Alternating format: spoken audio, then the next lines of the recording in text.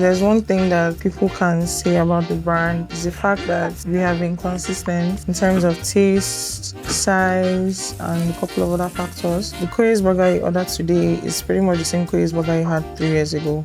I love food and you love food. And in this episode of A Day in the Life, we went behind the scenes of one of the most popular burger spots in Benin City, Koye's Burgers. We got some insights into how their delicious burgers were made and how they've gone from one physical outlet in Benin City to opening another one in the heart of Abuja. Welcome to A Day in the Life with Koye's Burgers. Can you see police everywhere? Ready to arrest anybody I point at today. People stress me. Stress to station. Hi guys, my name is Koye. Welcome to Koye's Burger. Come with me. This is basically our entire workstation. So this is like the hot side of the kitchen. So here we have our gas burners, we have our deep fryer, and then we have our gas griddles as well. So this is where we do all our beef roasting, breads, bacon, and then here all the frying. Same for the deep fryer as well for fries and all of that. And then on this side we have the cold area basically. So this is where we do the burgers. So what we're just doing now, we're trying to like prep everything, set up all the things we need for the day. So this is why most times when people want to order, we open by 9, they'll be sending us messages that they want their order. No. It takes a process. We cannot just open and start selling burger by 9 o'clock. So we try our possible best to start making orders from like 10:30.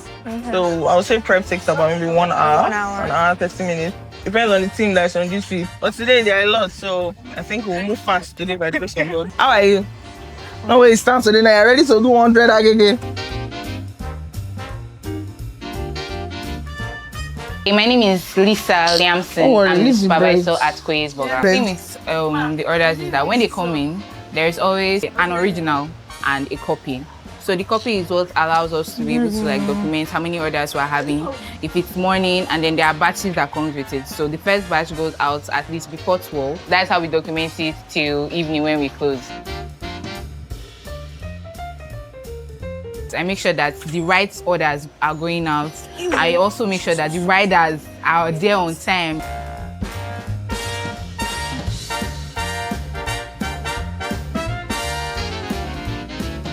I don't like to cut corners when it comes to the quality of the product. Before I start off using any particular ingredients, most times I would always ask, okay, in this line, what is the best product? We literally have 3 types of protein. We have beef, we have chicken, we have suya.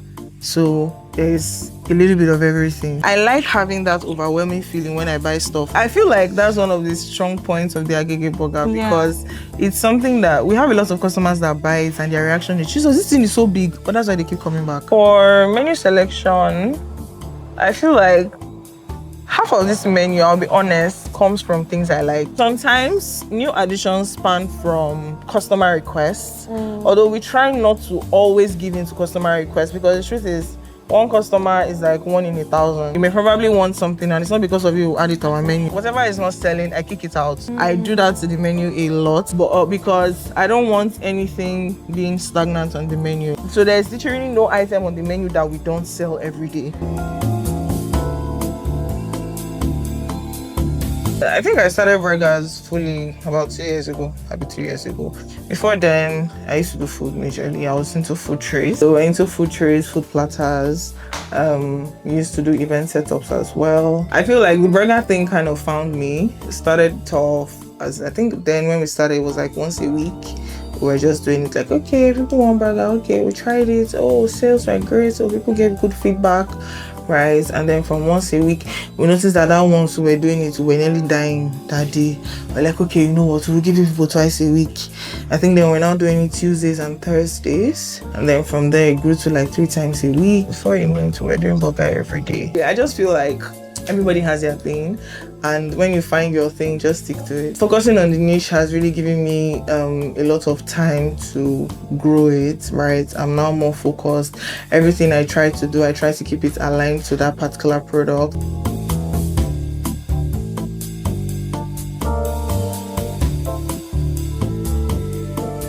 You can know how to cook food, know how to do all this area in the kitchen, but you see that number side, if you don't know how to do it, you are in trouble. Some of the biggest brands you see in the hospitality industry most times, they're not even owned by people who know how to cook. Yes. They are owned by people, numbers guys. What I do is, I'm kind of person that I like to outsource. If I know that this area is not my strength, I outsource it to who I know, okay, this is your strength. So at the moment, my numbers, I outsource it to a financing firm, an auditing company. So they come in, they run our numbers with us daily. At the end of the month, they're giving me reports. Sometimes some people are like, oh, what gets you going in the business is passion. Does passion put money in your account? Right? Sometimes some people don't necessarily understand how to translate that passion into actual money. Yeah. So you see a lot of, I'm passionate about this, but it's not giving me money. I'm passionate, and they know the numbers first, know the money. The passion will come when you're seeing money. Okay, please, I have one sloppy fries.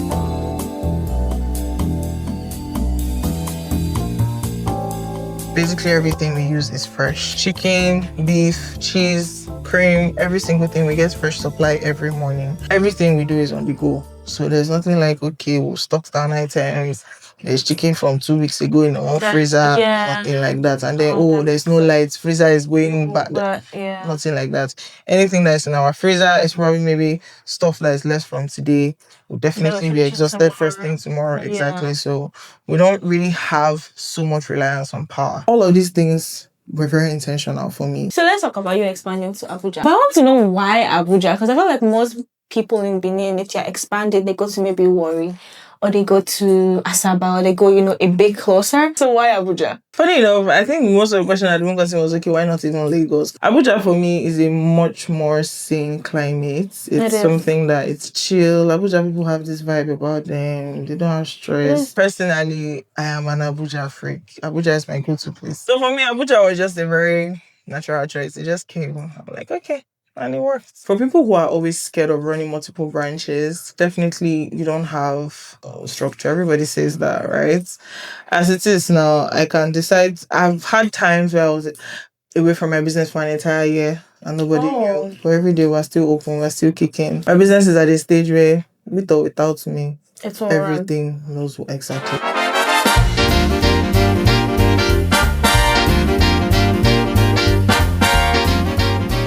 As long as the structure is set here in Benin, I can go anywhere I like. Last year, for the first time, because normally for Christmas, New Year, we would close. But last year, we're like, no, you know what? We transitioned into full-time.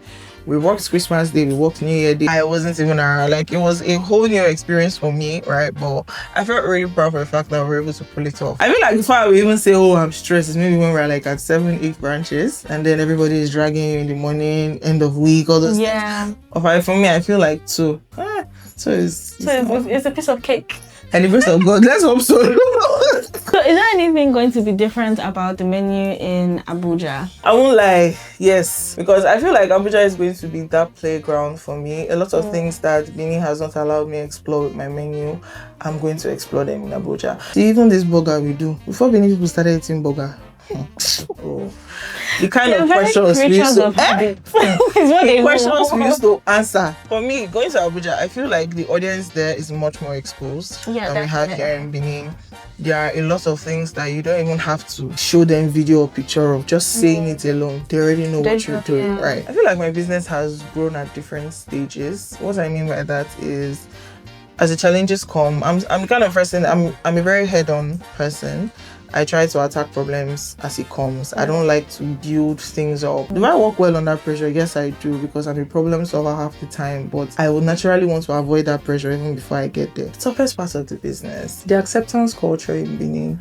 I personally feel like that was one of the toughest things we had to break through in this town.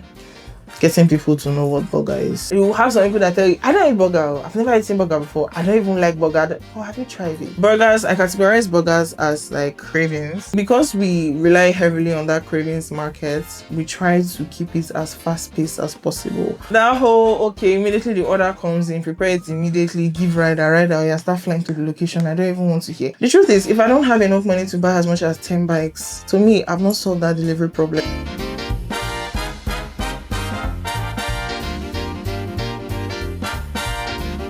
What's next for Koye's Burgers? By the grace of God, the Abuja branch is first of many.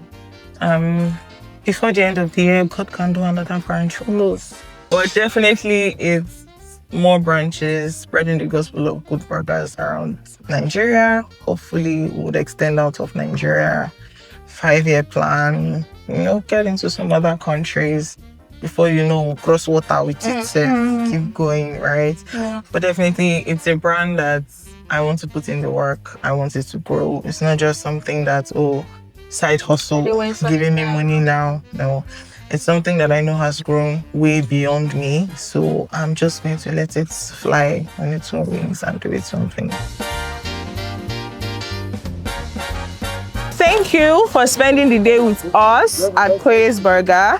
It was nice having you in our kitchen. Bye.